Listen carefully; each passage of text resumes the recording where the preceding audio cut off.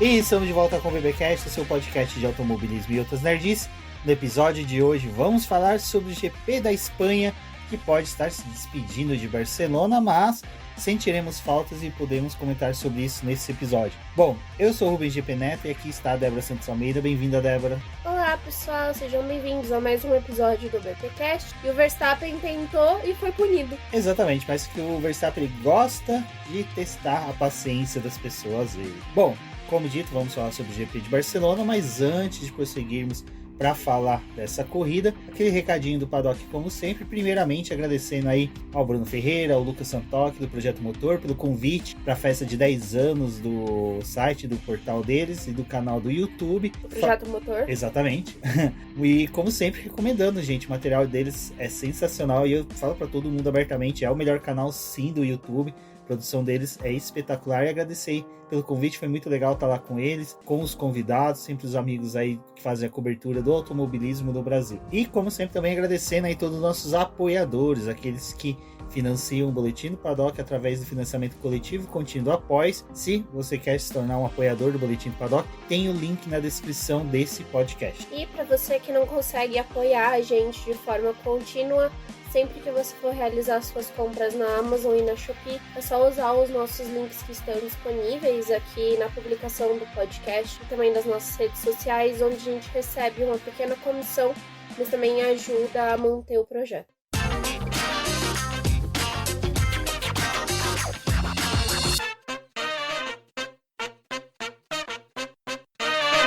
Bom, antes de começarmos a falar da corrida em si, teve um papinho aí, teve algo que borburou nas redes sociais, nas notícias, que era a nova diretriz da FIA em alterar, mudar a flexibilidade da asa dianteira dos carros, aonde todo mundo começou a falar, vai ser agora a queda da McLaren, a McLaren não vai continuar sendo dominante, bababi, bababá.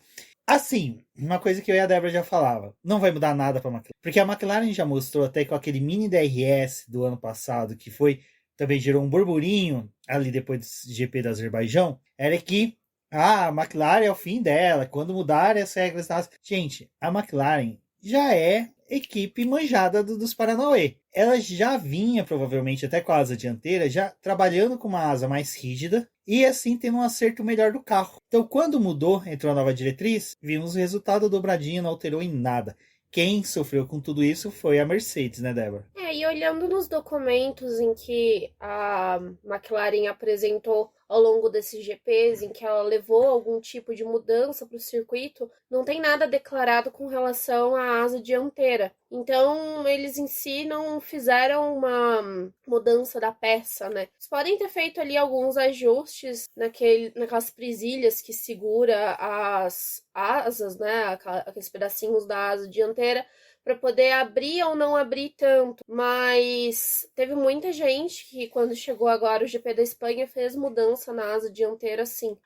As mudanças que a McLaren declarou ao longo do ano, né, até essa etapa da Espanha, foram muito mais focadas na asa traseira. E até interessante que o pessoal tava falando muito dessa coisa, né, da queda da McLaren, quanto que eles iam perder de desempenho, quando que tinha sido a mudança em si, mas a McLaren mesmo, ela vem controlando esse tipo de coisa, porque já estava manjado isso da asa dianteira, e também não foi uma coisa em que essa diretriz ela não foi aplicada de uma corrida para outra, né? Na realidade, isso já estava sendo discutido desde o início do ano, eles sabiam que no GP da Espanha ia ter essa mudança, até porque a FIA ela decidiu que para poder trazer esse regulamento para essa prova, eles precisavam de um período não só para as equipes se adequarem aos novos testes que a FIA ia fazer, mas também porque eles não queriam que as equipes que já tinham feito peças para esse início do campeonato descartassem todo esse material e precisassem fabricar novas peças. Então teve aí um consenso de fazer, mas enfim, né, a queda na McLaren não veio. É óbvio que vai ter alguns circuitos em que eles não vão ter uma grande performance, como apresentam na Espanha, mas geralmente quem vai muito bem na Espanha tem uma tendência de ir melhor em vários circuitos ao longo do ano, então provavelmente, assim, tá mais do que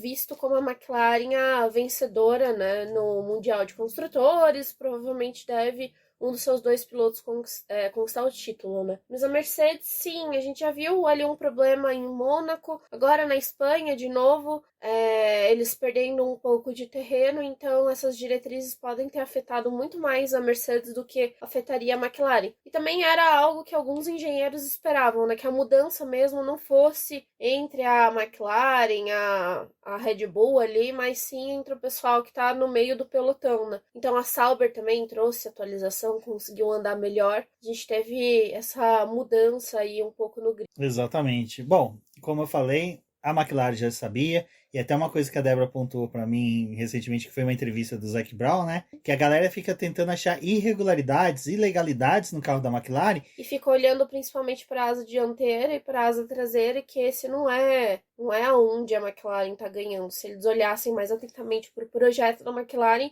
eles iam identificar o que tá fazendo diferença no carro.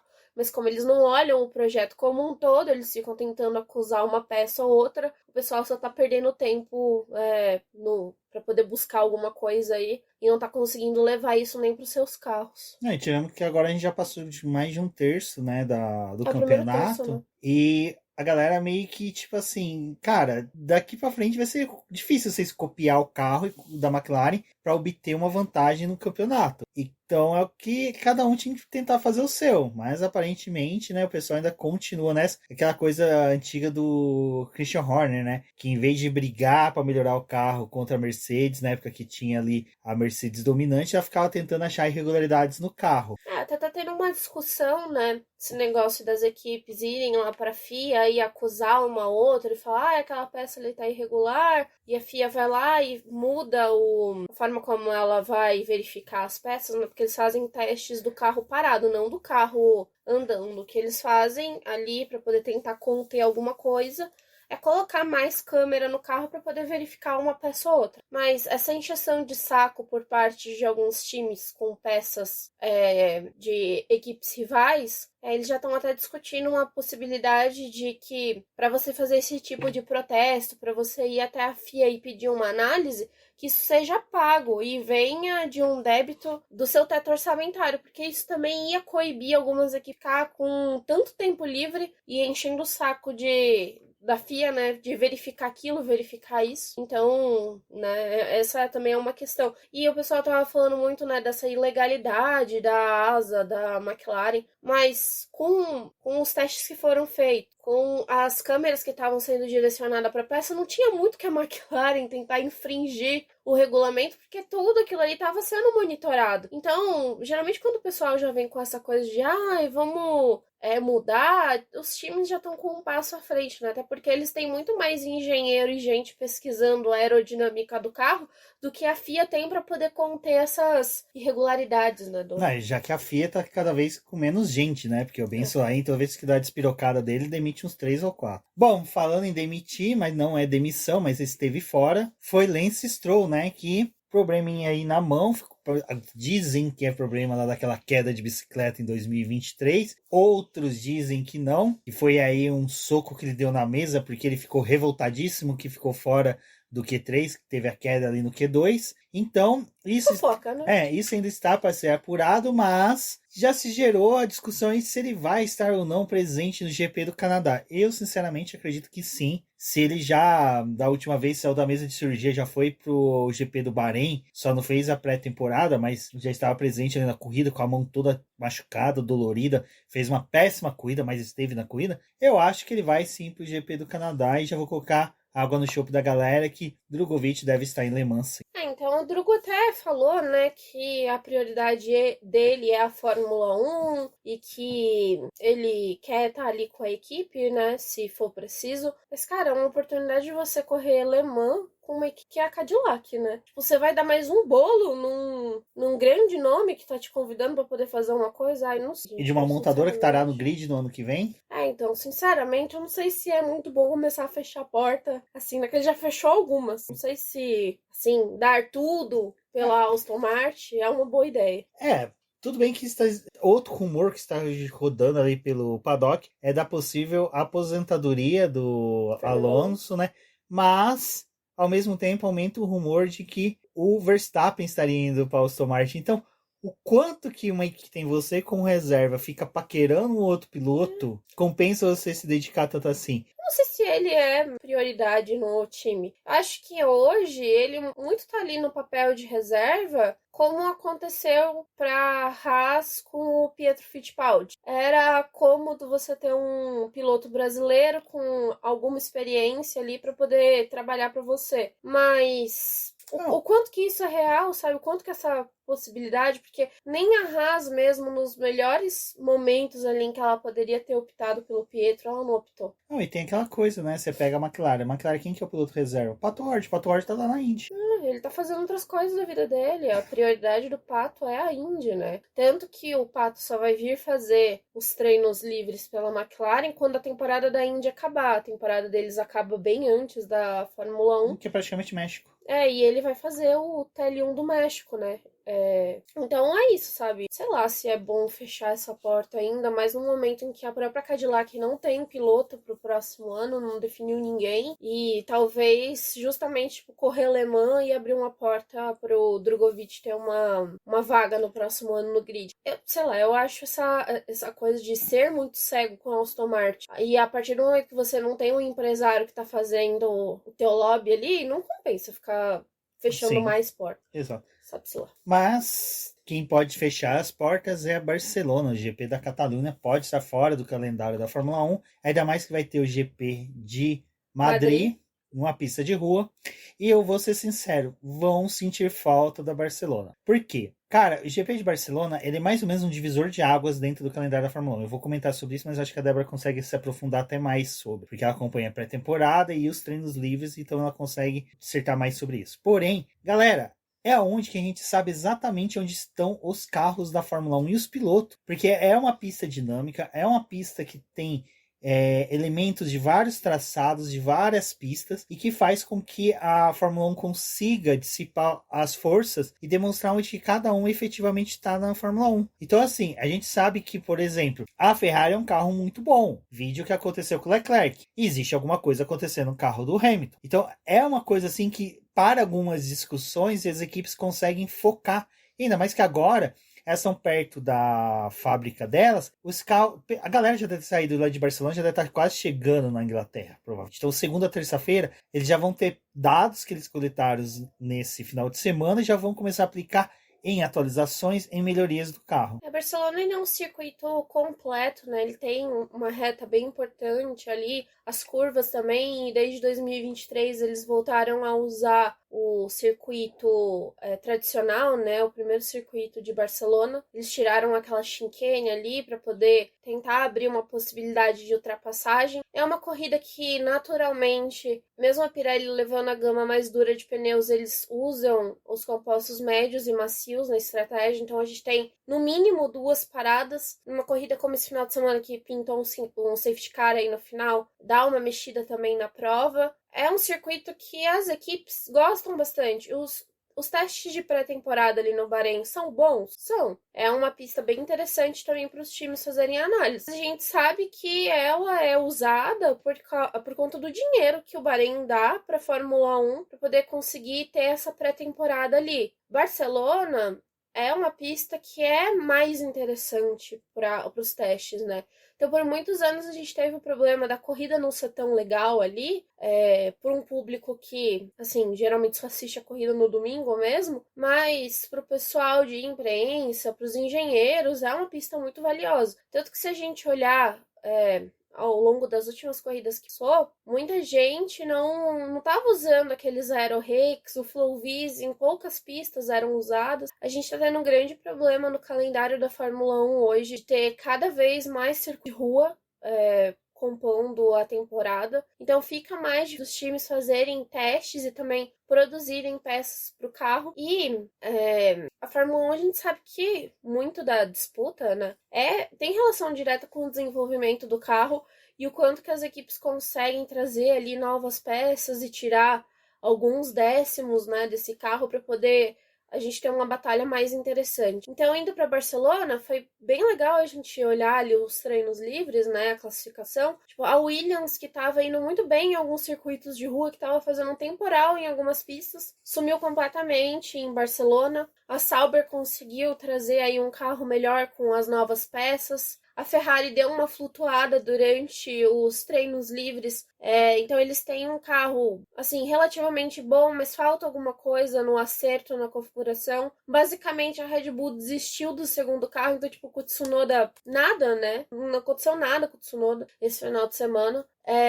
Também foi uma pista boa para poder avaliar o Colapinto, né? Porque é um piloto que assumiu aí o lugar do Jack Dohan, mas também não tá indo muito para frente com o desempenho dele. Foi um final de semana bem apagado dele, mas do Gasly não. O Gasly, por exemplo, tava tentando andar ali entre os 10 primeiros. Então, esse é um circuito que geralmente você vê as duplas de pilotos andando próximo. A Haas, por exemplo. A Haas já tem 20 pontos com o Ocon, mas foi um final de semana que o Ocon simplesmente sumiu, assim, ele foi engolido pelo restante do grid. Então é bem ruim a gente ver a saída dessa pista para poder entrar mais um circuito de rua, que não vai agregar muito para o desenvolvimento dos carros e vai deixar ainda mais os times, né, perdidos com o que fazer dos seus projetos. E aí, cada vez mais, a gente vai ter aquele distanciamento, né, dessa pré-temporada até o primeiro circuito em que os times vão se sentir mais confortáveis de levar um grande pacote de atualização, porque enquanto a gente está tendo circuitos de rua, pista muito travadas, os times não se sentem muito confortáveis em instalar essas atualizações no carro, porque é um circuito que você tem mais chance de bater, você tem chance de perder aquelas peças. Então, acho que isso é bem ruim para o calendário. Se a gente for parar para poder pensar, né, que em 2026 tanto o motor quanto o carro vão precisar ser desenvolvidos, não ter Barcelona no calendário, eu acho que a Fórmula 1 perde bastante. Bom, e como eu disse anteriormente, o carro da Ferrari não é ruim. A gente viu que o Leclerc está conseguindo entregar. Alguma coisa acontece ali no carro do Hamilton. Não estou falando que a Ferrari está sabotando o Hamilton, que a Ferrari está colocando peças ruins no carro do Hamilton. Realmente a questão da adaptação do Lewis Hamilton está demorando muito. Eu acho que está prejudicando um pouco aí a entrega por parte dele. Mas também tem a questão que a gente até conversou na última live, tem até recortes sobre o que nós falamos lá no nosso TikTok. Então, quem tem TikTok, vai lá, acompanhe. Às vezes você não consegue acompanhar a live, então os principais recortes nós estamos compartilhando no nosso TikTok. O problema está sendo comunicação, realmente, assim, está sendo péssima. A gente viu ali o Lewis Hamilton fazendo perguntas hoje para a equipe não sabendo retornar o que precisava ser feito, e simplesmente a Ferrari meio perdidaça novamente nas estratégias, principalmente do Hamilton. Então, assim, pra gente eu pelo menos não ficar me prolongando muito, eu vou ser sincero, tá na hora de realmente o Hamilton, nas entrevistas pós-corrida, não ficar se colocando a culpa, não tentar levar a culpa por tudo que aconteceu na pista e começar a meio que ser sincerão, falar assim, olha, o carro não tá legal, a estratégia não tá boa, a gente tem que sentar como equipe e decidir o que a gente quer pro resto do campeonato. Entregar bons resultados e brigar por vitórias, por pódios, ou simplesmente terminar essa temporada para começar o novo regulamento. Eu acho que nessa questão de estratégia da corrida do Hamilton comparada com a do Leclerc, aquele momento em que o Leclerc se aproximou, né, do Hamilton, geralmente o Leclerc, quando é o companheiro de equipe, ele dá uma pressionada, né? Tem uma postura, às vezes, um pouco diferente com outros adversários, mas com o companheiro de equipe ele tenta se colocar na melhor posição, né? Então a gente teve a inversão ali de posição entre eles, e depois disso foi uma corrida que cada vez mais o Hamilton foi ficando de escanteio, né? Porque a gente tem ali a primeira parada dele na volta 16, o Leclerc para na volta 17, e aí a Ferrari fala, ai Hamilton, a gente tá te parando agora porque a gente vai te proteger de um undercut. E aí ficou aquela coisa de, vocês vão tentar proteger ele de um undercut por causa da Mercedes? Ou é alguma coisa, tipo, vocês vão tentar quebrar a estratégia do box ao lado, que era o do Leclerc? Porque a gente tá vendo que os dois boxes eles estão trabalhando de forma independente, né? Cada um faz uma coisa ali, não tem uma conversa para poder manter os dois carros em um ritmo semelhante. Aí depois eles confirmaram pro Hamilton que não, que era com relação à Mercedes. Só que eles perderam a posição pro Russell e pro Antonelli na outra parada, sabe? Tipo, eles deixaram o Hamilton completamente vulnerável na pista, apesar do ataque não ter acontecido no momento que eles estavam no circuito, né? Com o Russell tentando fazer a aproximação. Aconteceu na troca de box, porque depois a parada do Russell e do Antonelli foi antes do Hamilton, então eles deram aquele undercut que a Ferrari tava tentando evitar. Aí você fica, gente, pra que vocês fizeram aquela primeira parada, sendo que, tipo, vocês não protegeram ele de forma alguma do undercut, ele tomou o undercut e ficou feio aquilo, sabe? Ficou muito feio. Aí, né, depois, assim, o Antonelli abandonou a corrida, a gente teve a entrada daquele novo safety car. A maioria das paradas aconteceram juntas ali nesse momento, mas teve um detalhe que foi interessante, né? Porque na estratégia da Sauber, pelo Hülkenberg não ter passado do Q1 pro Q2, ele poupou pneu macio. Então, no meio de todo mundo que tinha trocado, ele feito a substituição dos pneus e ido para um composto macio, o Hülkenberg era o único entre os 10 que tava com pneu macio novo. Então, de novo, o Hamilton ficou vulnerável, porque eles não tinham pneu macio novo para pôr no Hamilton. Ele perdeu a posição pro Hülkenberg. E aí tinha alguns momentos ali da corrida em que, né, a Ferrari tinha falado esse negócio do undercut. O Hamilton tava fazendo basicamente uma corrida sozinho, porque ele não conseguia chegar no Leclerc, ele não ia ter o DRS para poder tentar brigar de alguma forma com a Mercedes. E eles estavam realmente entregando com o Hamilton a posição da Mercedes. Então, assim, sei lá, sabe? Parece que a Ferrari ela joga contra o time dela mesmo. E aí o pessoal falando, nossa, mas você acha que a Ferrari ia de alguma forma separar o Hamilton do Leclerc em pista? Sim, gente, Sim. a Ferrari já fez isso várias vezes. Ela já fez isso com o Vettel e o Leclerc. Já fez isso com o Carlos Sainz e com o Leclerc e tá fazendo de novo com o Hamilton. Todas as equipes fazem isso quando você tem estratégias diferentes e que muitas vezes você sabe que se os pilotos se aproximarem, vai ter uma disputa que você corre o risco dos dois carros ficarem de fora. Então é comum você fazer isso. É lógico, você faz isso tentando visar não prejudicar.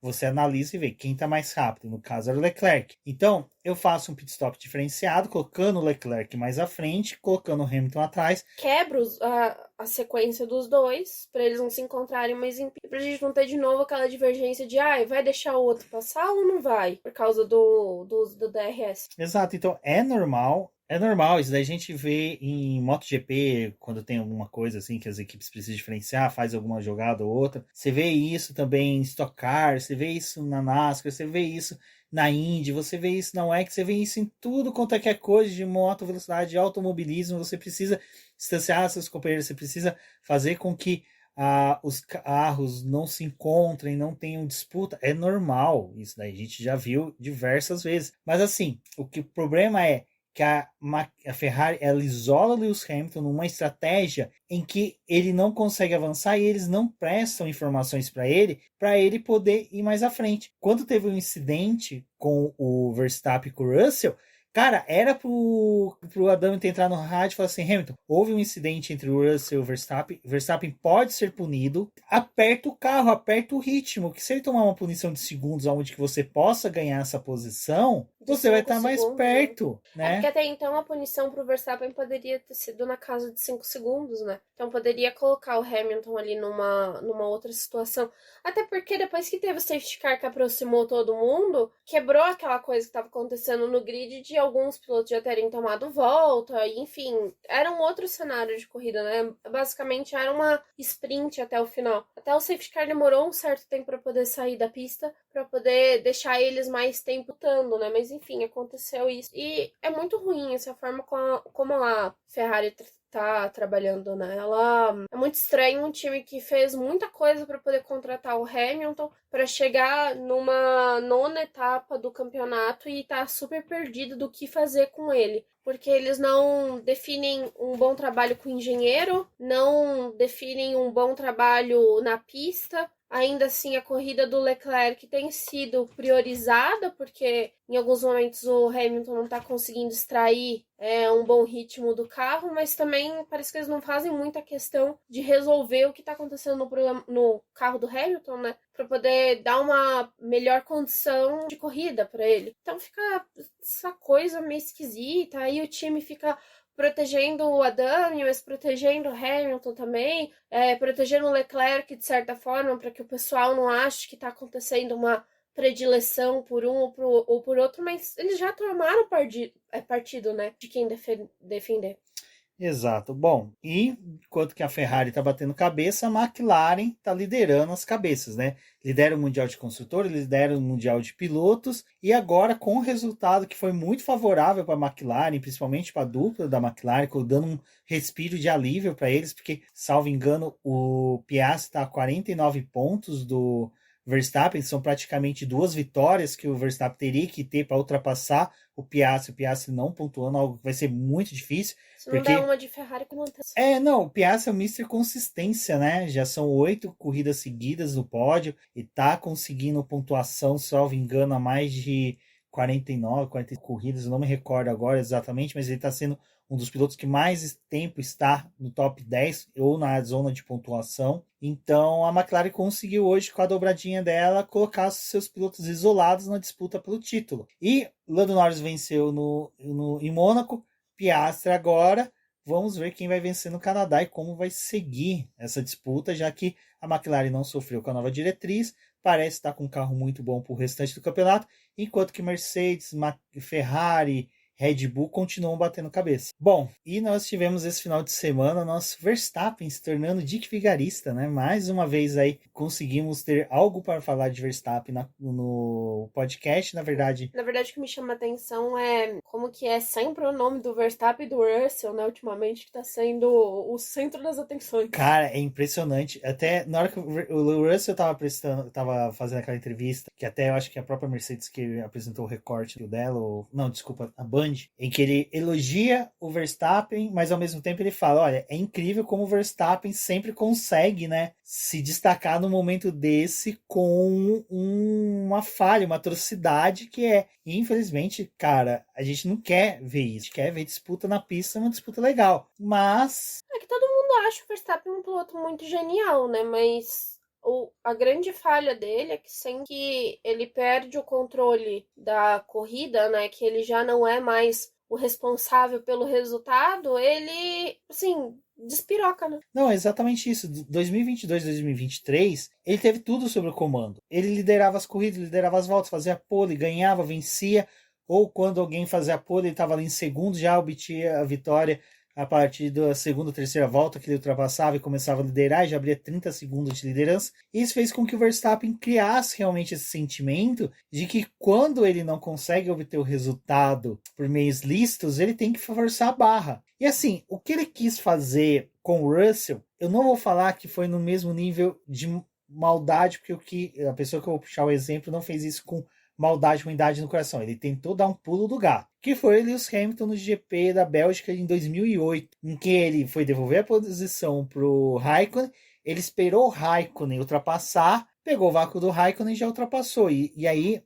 ele foi punido, porque exatamente ele não fez a devolução de forma correta. Mas ali ele não jogou o carro para cima de ninguém, ele não fez de forma estúpida. Já o Verstappen, ele reduziu a velocidade para jogar. Né? Não, ele reduziu para jogar o carro em cima do Russell. Sabe? Foi tipo, desculpa, Vettel em cima do Hamilton no Azerbaijão. Você joga o carro. Foi estilo Senna no Prost. É patético, é ridículo. E foi também uma coisa que o Russell até ressaltou, né? O Russell terminou a corrida, ficou ali com o quarto lugar, né? Mesmo naquela condição de corrida, mas quem tem mais a perder na situação era o Verstappen. Quem tá disputando diretamente com a dupla da McLaren o título é o Verstappen. Quem tem que ganhar ponto é ele. Tanto faz pro Russell o que vai acontecer com a corrida do Verstappen. Então, terminar a prova do jeito que terminou e ele recebeu os 10 segundos, quem teve a perder ali foi realmente o Verstappen, né? Então, assim, depois teve a análise, né, dos comissários, saiu o documento da FIA mesmo, e aí eles falaram, né, que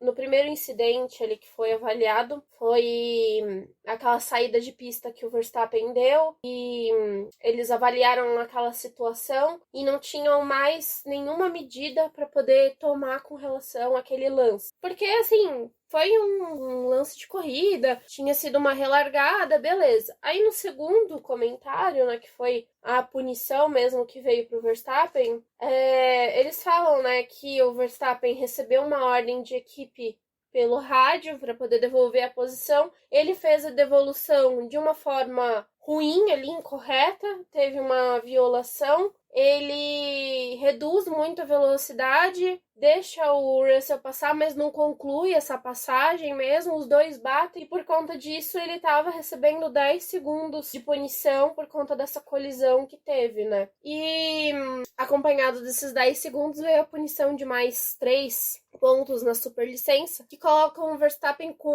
11 pontos em um período de 12 meses. Então agora no Canadá, durante treino livre, classificação, corrida, ele tem que andar muito bem na linha, porque se ele tomar mais alguma punição que também venha com essa anotação da superlicença, ele já não corre na Áustria, que é na casa da Red Bull. E a Red Bull tá todo nesse cenário, né, de o Tsunoda não tá conseguindo andar com o carro, o Hadjar e o Lawson lá na Racing Bull, tipo, eles vão fazer o quê? Se chegar ali na Áustria e o Verstappen não correr. Mas, de qualquer forma, se ele passar ileso pelo Canadá, ele ainda tem que tomar cuidado durante o final de semana ali na Áustria, né, até a classificação, porque os primeiros 2 pontos dele que vão expirar é só na segunda-feira depois da corrida. Ou seja, pode ser que o Verstappen não corra. Pode ser que ele não corra nem o Canadá. Não, o histórico dele na Áustria não é dos melhores. Porque foi ali que ele conseguiu os primeiros pontos desses 12 meses, né, com o Lando. Né, então... Então, parabéns, hein, Verstappen, bem, assim, no momento, né, do campeonato. Não, e o Verstappen ainda conseguiu jogar. A Red Bull, que estava em terceiro lugar, com 143 pontos, foi para 144, mas caiu para quarto lugar do campeonato. A Ferrari passou, né? A Ferrari agora está em segundo, né? Quando terminou o GP de Mônaco, a Ferrari estava em quarto lugar com 142 pontos e agora está com 165 pontos. Então também para quem disse que o Hamilton tem que aposentar, fica na tua. Não, até mesmo é isso que me irrita. Porque assim, a Ferrari, ela precisa que os dois pilotos pontuem bem para manter. Porque assim, infelizmente o Antonelli abandonou, mas se o Antonelli tivesse pontuado, a Mercedes ainda estaria em segundo lugar. Então assim, a Ferrari ela tem que prestar atenção até nisso. Porque, pô, vice é bom? É. A grana que você ganha ajuda bastante. Então... e o status também, né? Porque tá num momento ali que tá acontecendo aquele burburinho de que o Horner vai sair da Red Bull pra poder ir pra Ferrari. Que vão tirar o Frederic Vissani, não sei o quê. E, sinceramente, melhor não ir por esse lado, viu, Ferrari? Porque o Horner vai ser investigado aí ainda pelo assédio, né? Então, o ano que vem ainda tem um tribunal pra ele enfrentar. Em janeiro do ano que vem, né? Vai ser a audiência sobre o caso lá do assédio. Não sei se é uma boa você ter um chefe de equipe que antes da temporada começar, pode ser que nem venha. Não, pode até vir, mas quantos patrocinadores não podem sair da sua equipe em decorrência do novo chefe de equipe? Então, enfim, tomara que isso não aconteça, né? Mas, assim, pelo lado da Red Bull, cara, que final de semana, né? Mas é bom porque esse resultado, depois deles terem testado tanto pneu ali com o Tsunoda para beneficiar a corrida do Verstappen, os dois terminaram perto um do outro. Não, eles fizeram tantos pitstop com o Tsunoda que tem uma hora que eles começaram a colocar pneu do Verstappen no Tsunoda e o Verstappen foi fazer pitstop e só tinha pneu duro.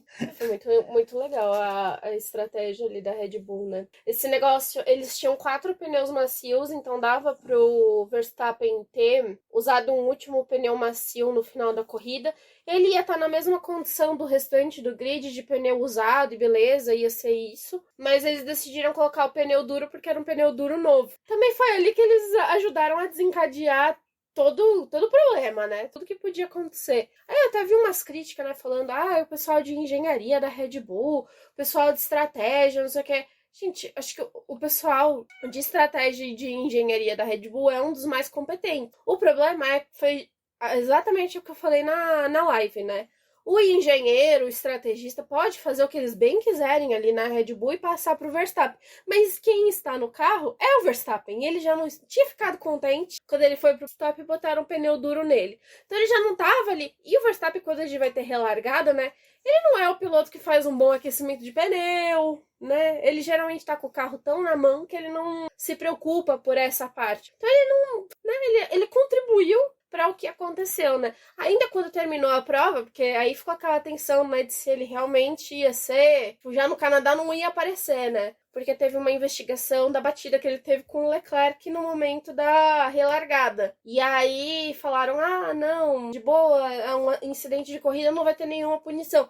Mas ali ele também já poderia ter ganhado um adicional, né? Então contribuiu tudo para poder cagar a corrida do Verstappen no final. Não acho que a culpa é tanto dos estrategistas e dos engenheiros, não. Eles foram tentar alguma coisa diferente, porque já estavam tentando uma estratégia diferente com o Verstappen e saiu pela culatra, né? Mas a decisão de quem que fazer tava na mão dele, que tava na pista. Exatamente, pessoal. E agora vamos para um intervalo aí de uma semana Glória. sem corrida para uma rodada tripla. E olha, exige bastante da gente, principalmente da Débora, que faz uma cobertura 100% aí, para quem acompanha também pelo Boletim do Paddock no site. E no final de semana do GP do Canadá também teremos as 24 horas de Le Mans. Então acompanhem com a gente. Muito bem feito.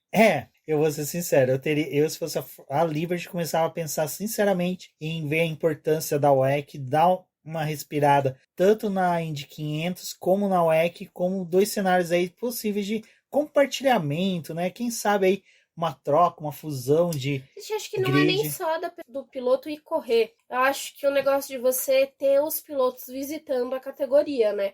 Porque esse final de semana mesmo da Fórmula 1 correndo na Espanha, a gente viu tanto jogadores de futebol que estavam ali presentes no paddock, como pilotos da MotoGP, porque eles aproveitaram essa falha do calendário da MotoGP, né? Uma categoria que tem ali muitos pilotos espanhóis, né? E eles foram para poder prestigiar a Fórmula 1. Então, por que você também, né, não se dá o trabalho de permitir que seus pilotos vão visitar outra categoria? Porque Le Mans ia ser muito legal. Imagina, tipo, equipe da Ferrari. A Ferrari tá ganhando todas as corridas lá. Tem a chance de ganhar em Le Mans, talvez fazer até uma... Eu já tô sonhando com o pódio 30, sonhar muito. Mas pode acontecer, né, pelo menos essa alegria. Ia ser legal de ver o Hamilton, imagina o Leclerc lá. Eles conversando com o Giovinazzi, que correu na Fórmula 1. Pô, o Hamilton conversando talvez até com o Robert Kubica, cara, que, pô, os dois correram juntos, foi bem bacana, correram na base juntos. E quem sabe até uma brincadeira, a Alpine tá lá, a Aston Martin tá lá, a McLaren tá lá. Essas equipes não levam os carros de Fórmula 1, fazem que nem o Fernando Alonso fez alguns anos atrás, dá uma volta no circuito Bugatti com o carro de Fórmula 1 para uma demonstração. Pode ser um carro histórico, né? Mas sim. Faz um... Não, o carro histórico não, que o Leclerc bate. Deixa o Leclerc só nos boxes, deixa o Hamilton dirigir histórico, pelo menos para ele saber que a Ferrari algum dia teve um carro bom. Exato. Não é o que ele então, assim, pô, seria bacana. Então é a única coisa que a gente pede. Façam algo, tragam algo. Ai, gente, é ruim porque né? Assim, Canadá é uma corrida legal, mas perto de Le Mans não é tão legal assim, né? Tão legal. O horário da corrida é bem na hora. Da largada. Não, da chegada. Da chegada para no domingo, né? Porra, mano, a gente tá a classificação, olha. E a gente quer ir lá comer o parmegiana com o Milton Rubinho, com o Milani, com o Meira. O Meira vai estar brigando provavelmente com o Aldo. Então, mas a gente quer isso. Então é isso, pessoal. Agradecer a todo mundo que ouviu até aqui. Assista a nossa live, acompanhem também os recortes lá no nosso TikTok. Compartilhem, vocês que não podem apoiar o BP através de financiamento coletivo contínuo ou pelos membros do canal do YouTube. Compartilhem nas redes sociais, isso é muito importante para o nosso crescimento e desenvolvimento. Um forte abraço e até a próxima. Até a próxima.